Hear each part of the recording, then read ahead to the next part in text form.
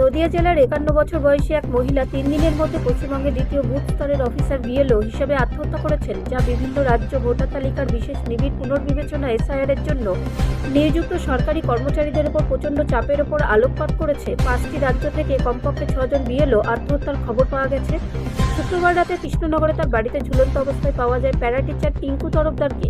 তিনি বাংলায় 2 পৃষ্ঠার একটি সুসাইড নোট রেখে গেছেন, যেখানে তিনি তার মৃত্যুর জন্য নির্বাচন কমিশনকে দায়ী করেছেন। আমি কোনো রাজনৈতিক দলকে সমর্থন করি না, আমি একজন খুব সাধারণ মানুষ, কিন্তু আমি এই অমানবিক কাজের চাপ সহ্য করতে পারি না।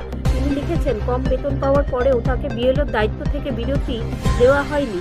রিঙ্কু লিখেছেন যে তিনি বাঁচতে চেয়েছিলেন, কিন্তু ভয় পেয়েছিলেন যে তিনি তার কাজ শেষ না করা প্রশাসনিক পরিণতি সামাল দিতে অক্ষম হবেন।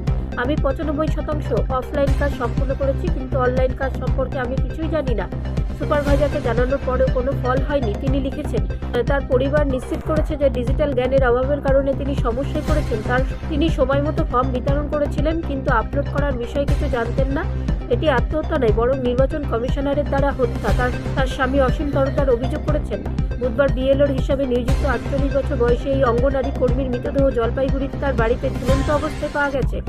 তার পরিবার দাবি করেছে যে বাংলা বলতে, পড়তে, লিখতে না পারার কারণে তার জন্য এসআইআর এর ফর্ম পূরণ এবং ডেটা আপলোড করা অত্যন্ত কঠিন হয়ে পড়েছে।